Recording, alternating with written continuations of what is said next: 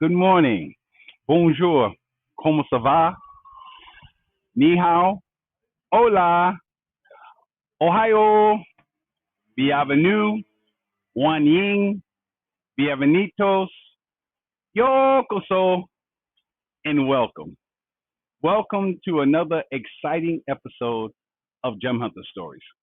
My name is Barry B. Mixon, and I am a gemological storyteller. And each and every week, I have the honor and the privilege of coming into your home to take you on a journey to places you've never been before, to stories you've never heard before. Each and every week, I get the magnificent opportunity to take you on a mental, physical, and spiritual adventure into the art, science, history, and magic of gemstones, precious metals, and fine jewelry. And because I am a storyteller, because I believe in stories and I believe in the power of stories, I know that somewhere along the line, this week, next month, somewhere along the line, you are going to hear a story that's going to move you, to a story that's going to make you see the world in a different place. And my mission each and every week is to create a sound that will resonate inside of you, something to inspire you. And my hope is that you take that sound and use it as a bridge, as a template, as an inception point to help you on your journey to discover the value of your story, of your life, of how you relate to the world. Je suis en France. Ladies and gentlemen, in English, I am in France, broadcasting to you live. I'm literally sitting in a little cafe called La Cronche, okay, which is the combination of English and French together. It's like it's a rugby cafe right in the middle of Dax. Let me just show you the traffic. Some of you so don't think I'm just photoshopping it. Here is the town right here. So I wanted you to get the feeling of being in France. You can tell by the small cars that we're definitely no longer in the United States. I cannot begin to tell you how excited I am. And let's start from the beginning.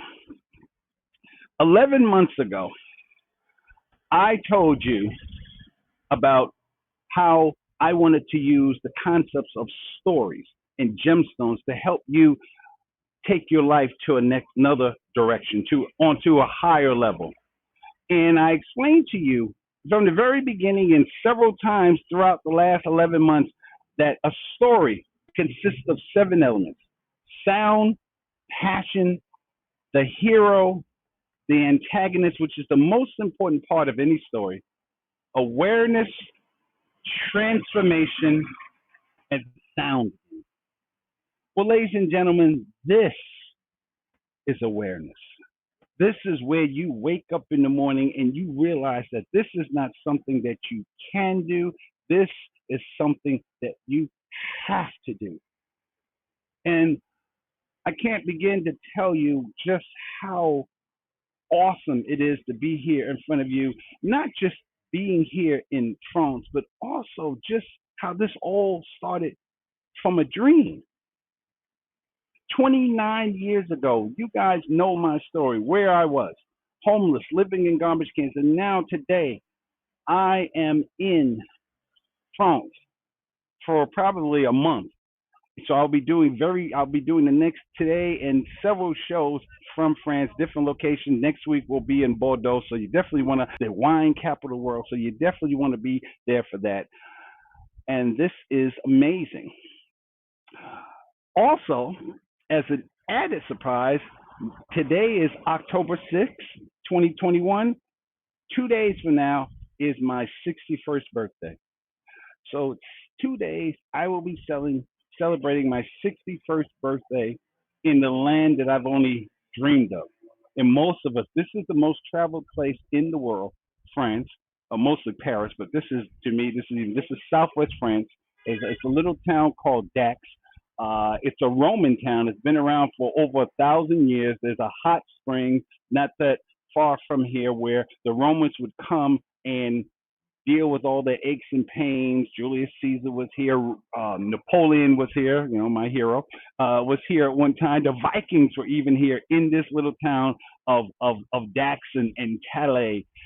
And I thought about this month is opal.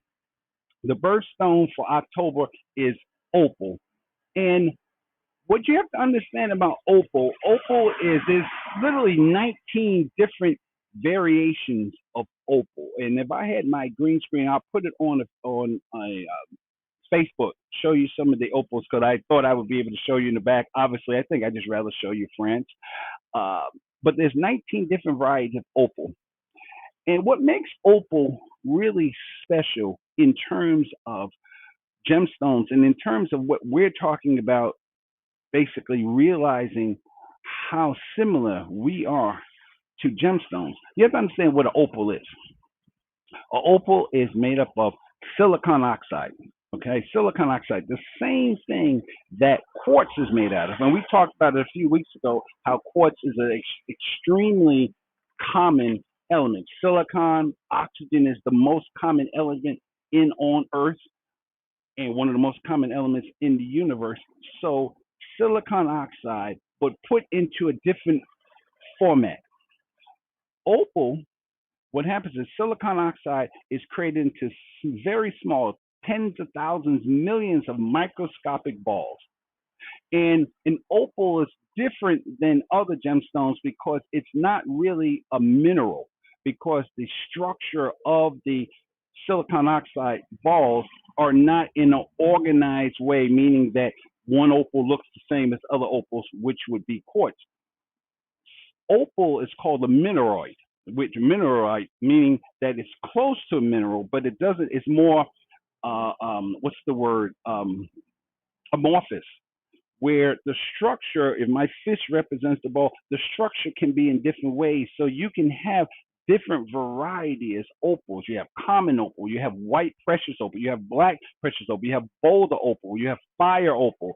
And what makes opal really unique is the fact of, just like all gemstones, gemstones only exist because there's light.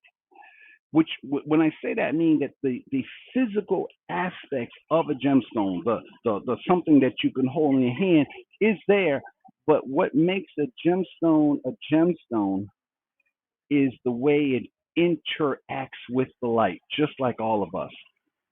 Now, when you have an opal, those of you who are familiar with opal, again, happy birthday to all of the people born in October, like myself. This October is a wonderful month. Being in France in October is spectacular. Okay, I have my beer. I will have my croissants and things for the next few days. So opal is literally where you is a gemstone where the light, when the light hits the gemstone, because opal has small silicon beads that are in different variations, what happens is the light comes in to the gemstone and it goes through the beads. And opal comes from, in ancient cultures, opal used to come from rain, because what happens is opal is usually found where there's places where there was oceans and seas once upon a time, and that they dried up, and just all they dried up, there was just this very small microscopic layer of water. So opal is basically a water stone. And when the light goes into the opal, the configurations of the beads allows the light to come through, and then it's refracted, meaning that daylight, normal sunlight, and as we all know, we learned in elementary school, all the colors of the sun, all the colors that we know of come from white light, daylight. It's just broken down. So what an opal will do is separate all the different colors, and if not with all opals, but black opals, precious white opals, they will have what's called a play of color, which means that when the light hits it, it refracts and divides into the different aspects or the different colors that's in the uh, electromagnetic spectrum or visible light. And as I began to think about just not only this show, but my life up to this point, I began to understand how similar we are to understanding how the light hits us. We have to begin to understand how that light hits us. The light meaning your mother, your father, your education, your experiences, all those things come together, and you have to decide what you are going to do with that light, how that light refracts within inside of you. And I think the commonality to opals and people is that instead of just having the colors of the rainbow, we have hundreds, 10, 20, hundreds of people who have come into our lives. That is the light that has come into our lives. And we have to decide what's going to be reflected, what colors we're going to see, and what colors we're going to absorb. What colors are we going to absorb, and what colors are we going to allow the world to see? So when you begin, as you are thinking about me being here, and those of you who know my journey, understand that this came about because of so many people who have been in my life, that this is the culmination of all that. Too many people to even name. Experiences, whether it be Chicago public school system, whether it be Toastmasters. I mean, think those of you who are my Toastmasters friends, understand that this is, I got here because of Toastmasters. Toastmasters allowed me to find my sound, my voice, which is one aspect of that light that was inside of me. That the quote that I always think about, I always talk about, as a man thinketh. Remember that quote where it says, he though he has gone through a lot of things in his life, he dreams of better things. He thinks of intelligence, of refinement, of grace and beauty. He conceives of, mentally builds up an ideal condition of life. The vision of a wider liberty and a larger scope takes possession of him. Unrest urges him to action, and he utilizes all his spare time and means, small though they are, to the development of his latent powers and resources. Very soon, so altered has his mind become that the workshop can no longer hold him. It has become so out of harmony with his mentality that it falls out of his life as a garment that's cast aside. And with the growth of opportunity which fit the scope of his expanding powers, he passes out of it forever. This is what that looks like. Think about it. I used to say that quote every single day, every hour, every day, living in dumpsters, living in garbage cans. I have a friend of mine who says, "Why do you always talk about being homeless?" Because I think it's important for people to understand. And I know that there's sound. I could have gone to a quieter place, but I want you to feel people are walking past me. Of course, yeah, there's not a lot of African Americans out here. I'm out here with a laptop and my cassette and my beer, and they're like, "What's going on?" Because I want those of you who have never been to France, I want you to understand. I want you to feel what France feels like. This is every day. This is. Let me just give you a view on just a direct view. This, oh, the light is different. The light is kind of changed, but I just wanted you to see the people are just walking all around me. The cars, the scooters, the motorcycle. This is so. My point is, 29 years ago, this was a dream. This was a dream. This was beyond a dream. I never thought that this would be something that I would ever do in my life. And that's where awareness comes from, because when you get to understanding who you are in your life, what you were meant to be, then you begin to understand how this is you can be anything that you want to be. I want people to say to themselves, if that guy can do it, meaning me, okay, and whatever you may think of me, okay, I want you to understand that if I can do this, if this can be my reality, to be here on a Wednesday afternoon, it is now 3:25 here in France, talking to you, talking to people all around the world, literally Asia, Europe, Africa, North America. That same guy that lived in garbage cans, here I am today. And why did that happen? Not because I hit the lottery, not because someone gave me the homeboy hookup, but because of a dream, because of an idea. And the same thing. So, what this show is about is taking a step back, taking a step back and realizing who you are, realizing, start the process of thinking, what do you want to be?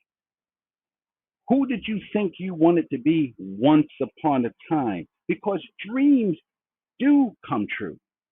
I think that's one of my purposes in life, to let people understand that dreams are something that can come true when you believe in it. When you believe in it, when you see it, when you begin to think about it, and the universe, God, the force, whatever you call that space in your mind, the way you relate to the rest of the universe, when you think it, it will come about. That's what As a Man Thinketh talks about. So in the last 3 weeks, it has been a whirlwind adventure for me. So those of you know, most of the time, I'm in Chicago, Illinois, and we know what Chicago is. And Chicago's a beautiful city. So what I want to do is do a gemological appraisal of Chicago, New York, and France. Okay. So let's start with New York. The week before last, I was in New York City. And you watched last show, I'm still on that high.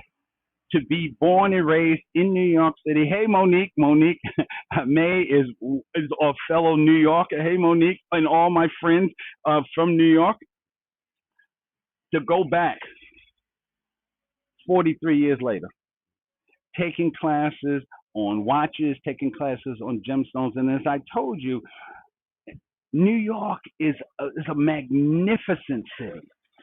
It even coming from New York, I began to see just the power, just the pure power and energy of New York City. When I walked in again, not having been there. And so, well, I was there 3 years ago, but that was just, I came in, went to my high school reunion, and left. But the week before last, I got a chance to experience New York City right in the heart. I was literally staying in Times Square, and I cannot, especially now that I'm seeing most of these buildings here are just, there's really no tall buildings in France. There's a law that says, in Paris at least, there's no building can be higher than the Eiffel Tower. So and then there's Montparnasse, which is a big giant black building, still not as tall as the Eiffel Tower. So here I'm in this city, this village, and just coming from New York. And so New York had this pace, had this energy, just boom, boom, boom, boom, boom, 24 hours a day. Although at night it calms down just a little bit, but people are always moving. And I started thinking how similar that was to the watches that I was studying. This is one of the watches. This is called a Breitling. And a Breitling, there's a difference. And we'll do a whole show on the difference between automatic watches, your Seikos, and then mechanical watches. And what I had the blessed opportunity to study with Christie's Education, what mechanical watches are. And these are watches, of course, you have the ones that, $5,000, $10,000 watches, but then I was looking at watches, studying watches that were 1.3 million. I'm sorry, guys. It's amazing to do a show live in the middle of a French street. It's like people, and in France it's different. They don't want to, New York, they would come, hey, what you doing? But in France, they just look for a different. You hear, oh no, oh, hey.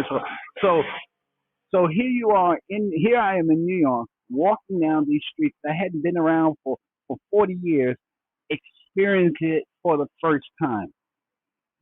And that's what I want you to start to do. I want you to look back, step back in your life, create a story in your mind of what would you be? How would you do your life if you were a character in your own story? Meaning, if you were a director in your story, how would your character, that guy named Barry, we had to hire him. The union people ran up, so we had to hire him. And we see he has some acting skills, things like this.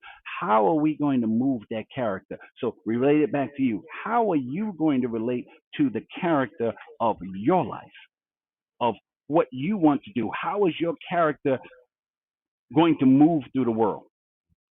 So my character, Barry Mixer, was in New York City for the first time in 40 years, experiencing the sights, the sounds, the city, the constant energy of people, young, old. I saw Batman there, Superman, Iron Man. There were women there. There were like men and women there, pretty walking down the street half naked in New York City. Things that could never happen here or in Chicago, okay, without being arrested or something like that. But in New York, that was the energy of that.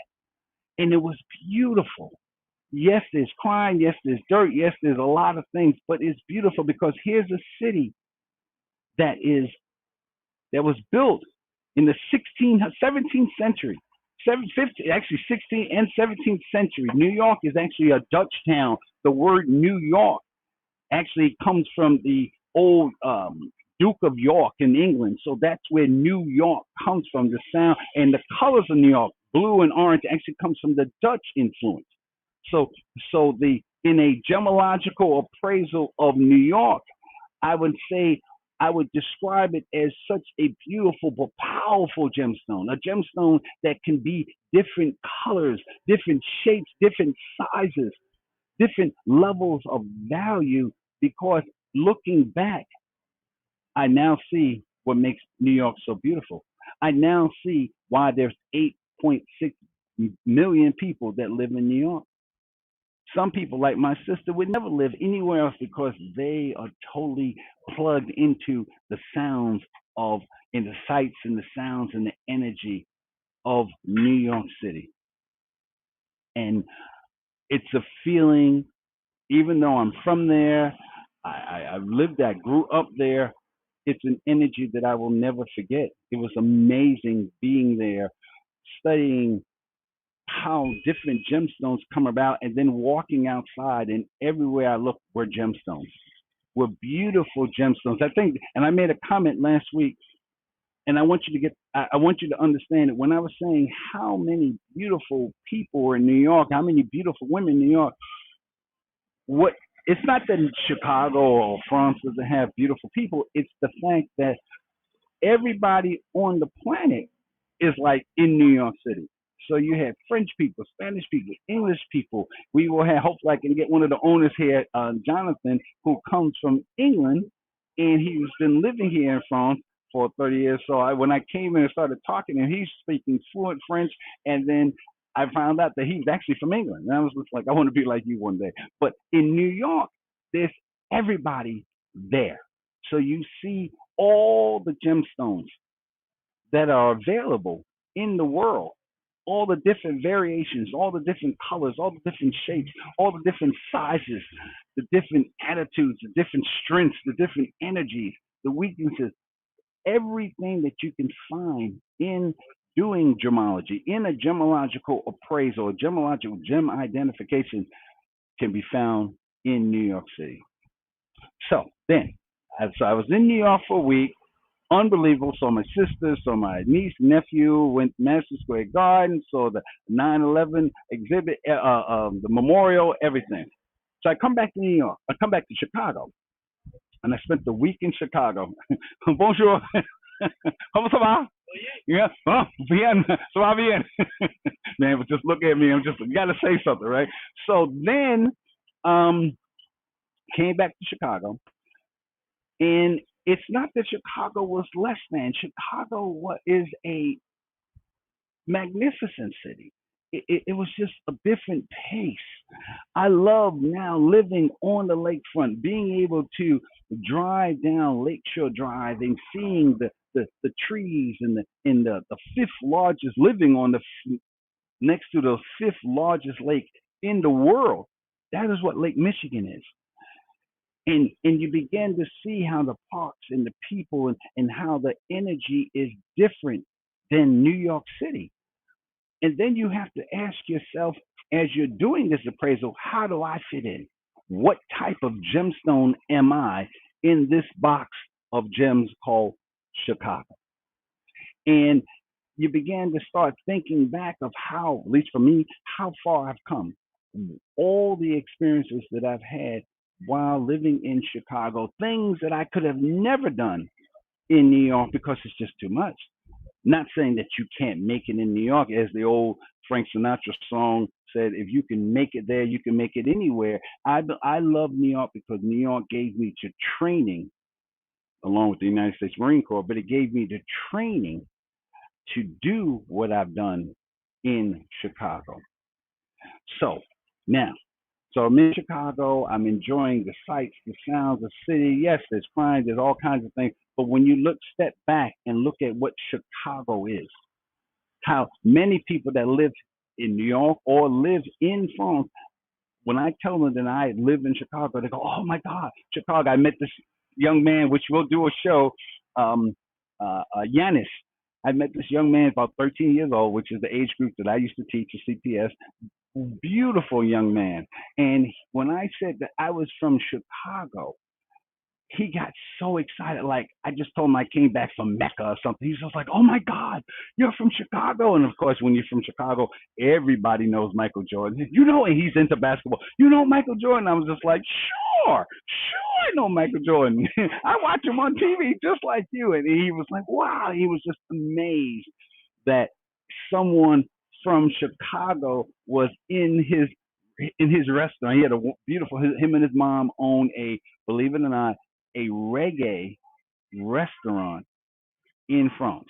His mother comes from Guadeloupe, so you hear all these reggae sounds and everything else in France. And I'm just getting this Jamaican vibe right here in France. And I'm, "Boy, where you from?" And she said, "I'm from Guadeloupe." And I go, "Oh, okay."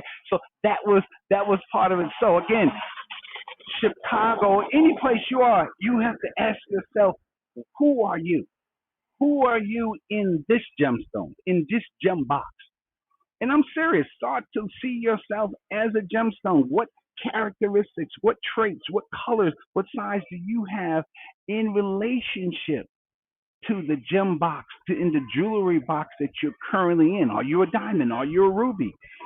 Or you're emerald. If you're an emerald, you don't want to necessarily, or a pearl, you don't necessarily want to be in a place where there's a lot of sharp edges, where there's a lot of rough material, because pearls are softer. Opal is a stone that's rated 5 to 6. An opal can be dried out. It's called crazing because opal is basically a water stone. So you have an opal, you wouldn't want to be in an environment that's dry because it would crack. So if you are an opal, your spirit is colorful, and yet at the same time, still there's a softness to you. Then you, the gemstone that you are, an opal, an emerald, wouldn't necessarily, a pearl, wouldn't want to be in an environment where there's a lot of sharp edges, unless you were trying to elevate yourself to the next level. So that was what Chicago was. And the whole time I was in Chicago, I'm thinking there, oh my God, I have to get ready for this magnificent adventure going back to France. And of course, I was worried about coronavirus. In fact, I just got my, hold on, I just got my I got my passport, my card. I got my second test just to even come into this restaurant. I got my second test, so I had to thing up my nose again. But they did it very nicely. They was like, "Bonjour, comment ça va?" And then we're gonna hurt you, and but you okay? And I was just like, "Just sweet American, so I'm tough." But then I cried. No, but they laughed. So there was just different energy. So as I was in Chicago preparing for this trip, I realized that this didn't come as a mistake. This is, I was prepared for this. The 5 years that I was with the Siegel Institute, where literally we went all around Europe, mostly in France, and talking to different people, Russian and English and Indian and African people, prepared me for this trip where now I'm speaking to schools and corporations and businesses now by myself. So part of your life, part of that awareness is understanding what kind of gemstone are you? How are you being cut? How are you being fashioned? Understanding who you are as a person, because as a soon to be old man, 61 years old, you begin to realize once you understand what kind of gemstone you are, you can do anything. Because now you understand how you relate, how your colors, how what colors you're absorbing, what energy comes from you. And when you begin to understand that, then the feelings, and so many of us had feelings of just inadequacy, and we lost our jobs, and we've gone through all these things.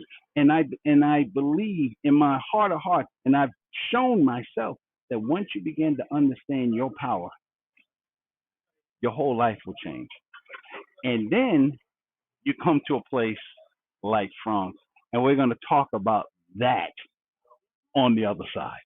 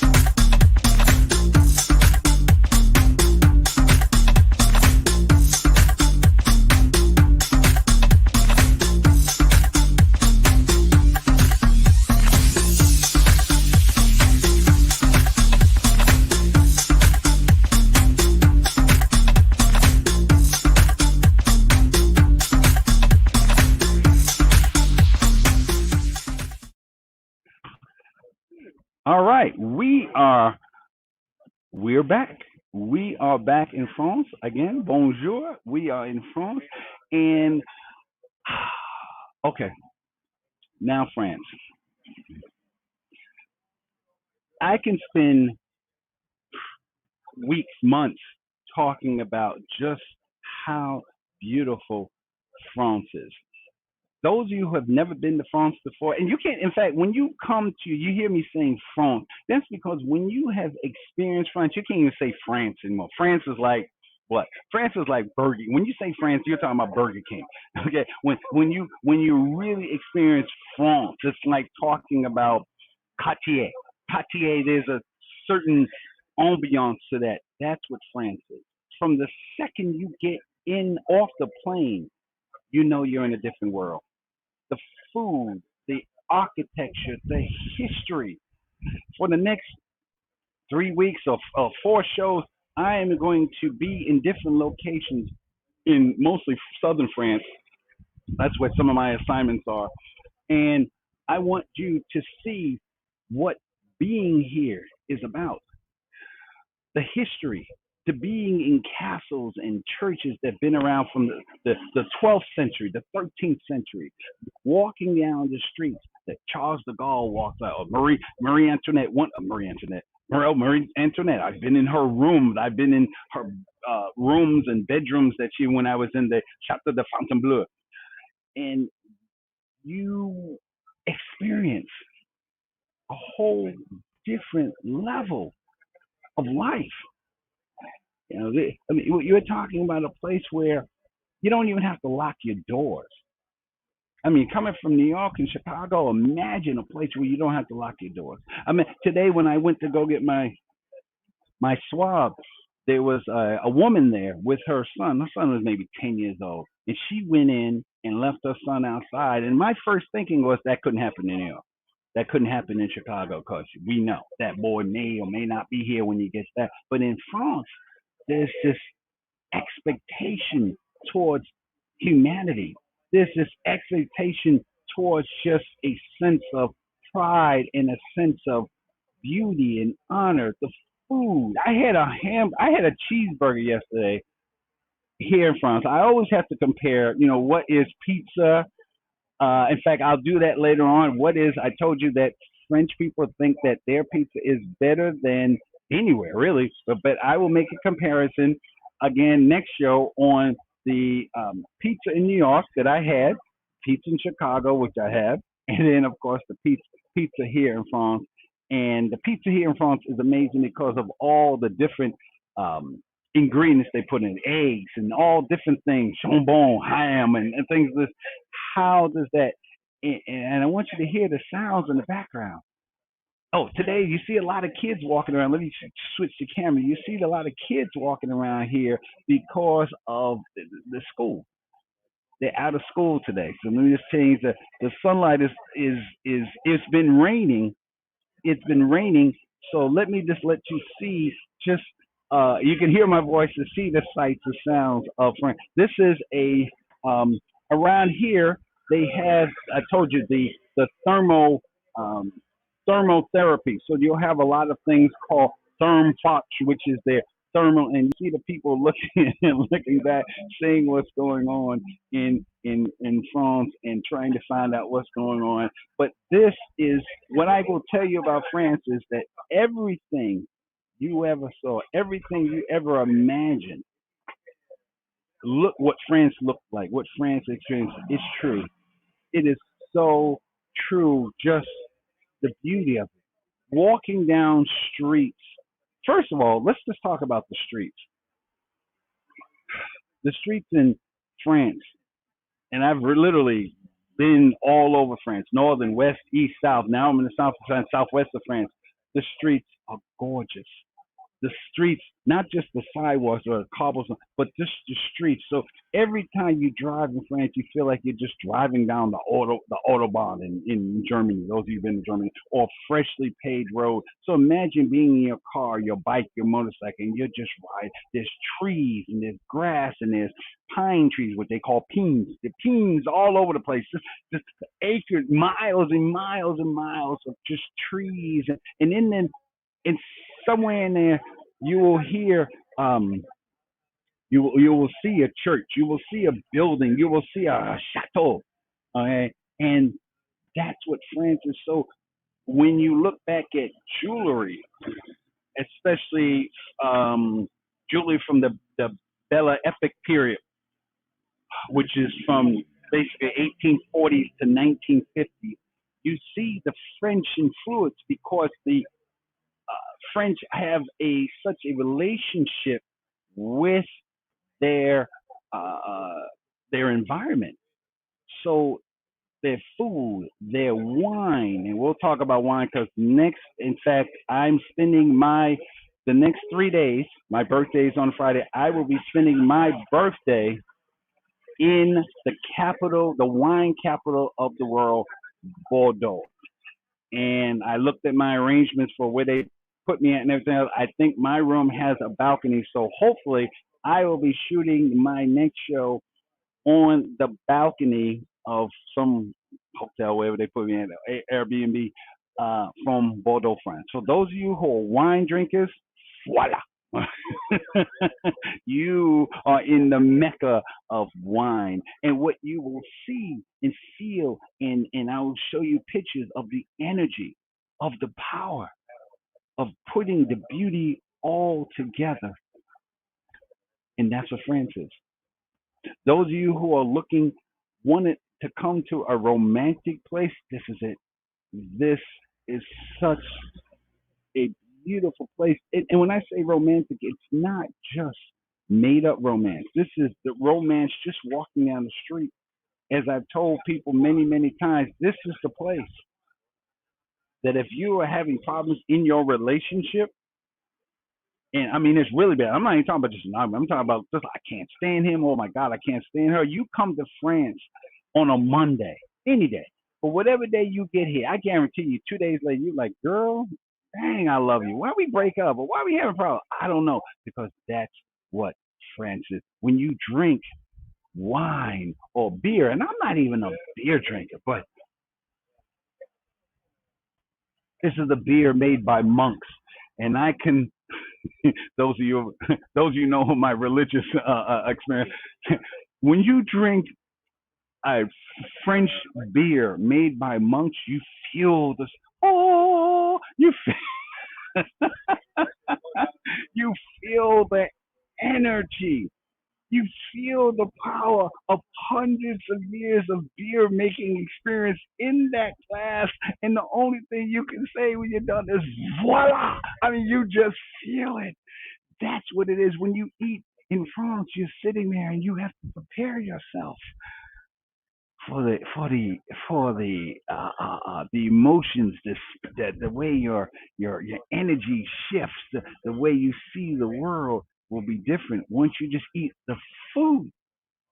Once you eat the food, once you drive down the street, once you're walking down the street, the cinema. I might see James Bond while I'm here, and hopefully they may have one with English subtitles. My français is good, but not that good. Well, I want to say, but that's that's what's going on here. Um, you have to come here.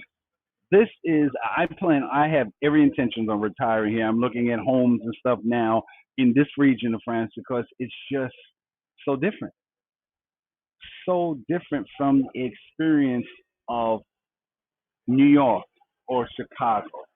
And I'm not saying that France is perfect. No, it's not perfect. There's all kinds of problems in France. But what I can say is some of the things that we experience back in the states doesn't. At least it doesn't happen here. At least I haven't seen it yet. Racism, things of this, because not because I'm black, but I'm not African of African direct African descent. So as an African American, I'm a king here. I mean, literally, it's almost like there's a sign that says he's black, but he's American soul. It's like wonderful. It's a wonderful experience being here in France. You want to learn the language. You want to be able to communicate. And again, it's about understanding who you are as a person. Understand. And what I want to do is invite I want to invite one of the most important people in my life, Barbara Beckley, who is always in the background, always there for me. Barbara, in fact, let me show you, let me tell you real quick before Barbara, I don't know what Barbara's doing, please come on, but let me tell you how this happened. The last time I was in France, I was still with Siegel, sitting on the airplane. The airplane, I think you guys saw that on Facebook. The airplane was broke. Okay, now, for me as former naval aviator, I knew what the problem was, but the people in the seats or other passengers were tripping. They were like, "Oh my God, the plane's gonna fall out of the sky," everything else. And so we were sitting on the runway for about 2 hours, beyond the 7 8 hours it takes to get back to the States. And Barbara calls me up. Barbara Beckley, the executive producer, the mastermind of the Diamond Factory Experience, she calls me up while I'm on the plane because we hadn't turned off on. And she says, "Hey Barry, you want to do a workshop?" I was like, "Yeah, okay." And I said, "Well, I'm in France right now." She said, "Okay, well, think about it as soon as you get back."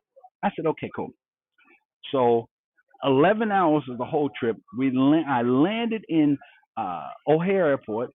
Literally, the wheels touch down. We run. We roll to the gate. We're still sitting there because there were some other problems. We're waiting there, and then the pilot says, "Ladies and gentlemen, you may turn on your cell phones now." And soon as I turned on the phone call, the first phone call I got was from Barbara, and she said, "Hey, did you think about it?" And I'm like, Barbara, I'm still on the runway. She said, you're still in France? I said, no, now I'm in O'Hare Airport.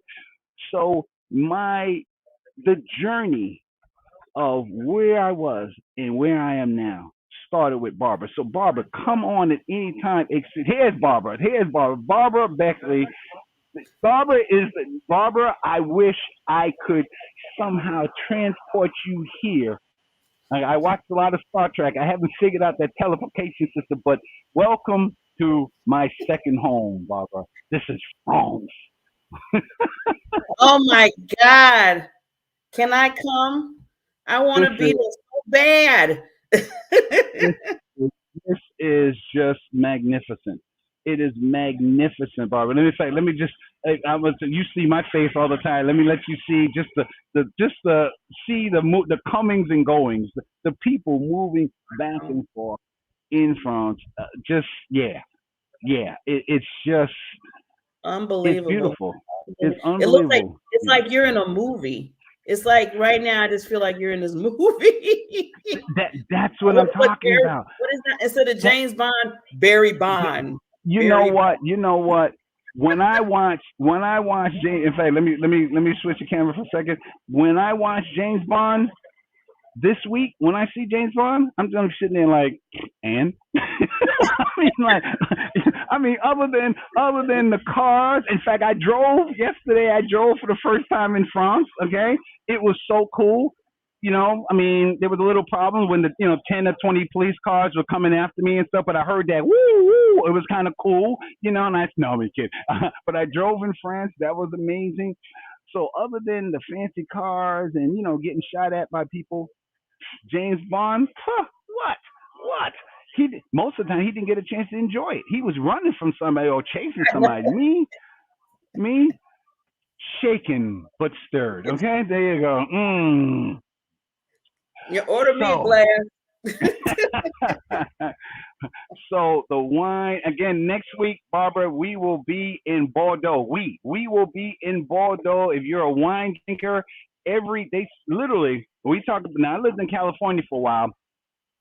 Um, uh, Napa Valley has about 350 vineyards. You Mm. know how many vineyards they have in Bordeaux? Yes. Guess how many vineyards you have in Bordeaux for it to be the wine capital of the world? Hmm. What was in California? How many again? 350 vineyards So in probably wineries. mm, I would say maybe 200? 6,000. There are 6,000. 6,000 vineyards in Bordeaux, France. Okay, California, where California. making 9,000. Literally, you know me. I'm all as a gemologist. I check facts and figures. 9,000 different variations. Bonjour. 9,000. That's what it's like being here. It's like how in New York I was just like, I don't want to say anything to anybody because like no, like we're gonna have to fight someone here. Bonjour, bonjour, comment ça va? Ça va? It's just, It's and so then once free. they found out where you're from. Just read Dominican. Oh my, like I'm a celebrity. I just signing documents. Who are you? I am the gem hunter. Of course. I like your hat, Barry. Say again? I like Huh? your hat. Your My hat. chapeau, okay, my Yeah. my cassette. This is an authentic French chapeau. Bon, voilà. Okay, voila. So yes, and the air is so clean here, Barbara. And it's like because the forest is like right there. It's like city forest. So you see deers and deers get mad at you like I was here first. What are you talking about? You visited that kind of thing. Cows and beer and corn and yes. So Bordeaux, actually Bordeaux is rated. Um, it's listed on the world. What is it called? The UNESCO World Heritage Cities. Hmm. It's one of the great. It's listed as one of the greatest cities in the world. And how can I experience that without giving a shout out to you? This is so those of you who really, I'm so really, this happy. is I'm this is so you. happy for you. I'm just ecstatic. And I have to, Thank you. before we, because I know I want you to say your few words before your show is over, but Mhm. happy birthday. This is the best gift that I know that you're giving yourself. And I just want you to enjoy every second of it. Oh, I mean, to to be to be 61, to be 61 years old, to have gone through, and this is where the antagonist, when I talk about the antagonist being the most important part of the story, it's not that it's fun going through being the or dealing with the antagonist. I mean, I don't tell people, you know what you need to do? You need to be homeless. Then you go, no, that was what my journey was. I was hard headed. God said, I see. You don't get it. Let me break you down all the way down to nothing, then build up. But I think God let me experience this. So now, when I experience what I'm experiencing here now, it's on a whole nother level. It's Yeah. not just a vacation or a vacances as they call it here. It's not just a vacances. It is an experience that lives with you forever. And that's because when you begin to understand the power of your own stories, you see yourself as a character in your own story. So if I was a director of a movie or just watching a movie, and there was this guy named Barry Mixon, okay, the Gem Hunter Adventures. I would Mhm. look at the movie and I would sit there and go, dang, that's kind of cool. And what's really cool is when you realize that you're the character in your own damn movie. You're like, So oh, is that you? you're the director, the producer, and the actor. And the actor. And when you begin to understand how your story is, how you're a character in your own story, and you get the most important part, you get to change the script. So today, was wine. Tomorrow it might be Bordeaux. Tomorrow it might be whatever. Because that is the power of it. So, and I don't have to ask anybody. I have to say, what do you think? No, just like, hey Barry, what do you think? I think you should go. Okay, I'm going. Well, Bear, I was going to say another thing that's funny is that, usually people have their virtual backdrop. It is virtual. Well, yours is real. This, there you go. Look. See, it's not a green screen. I can turn it around. I can look at it, anything, and so see, it's Jonathan. Jonathan is that? See, Jonathan, come here. Look, I even have a real. Just to let you know, this is not just scripted. I actually have a person from England and speaks fluent French. This is Jonathan, the owner. The owner, Jonathan. Say hello to the world. Okay. Hey, Okay. Now, Jonathan. say it in French. Bonjour tout le monde. Oh, see, Oh, I have international friends. Remember, I used to have no friends. Now, Barbara. Now yeah. I have international friends. So Jonathan was gracious enough. This is because you've been here what 2 years now, right? The cafe. How long? No, You been? 2 months. Two months. 2 months? And, Wow. So this is his dream.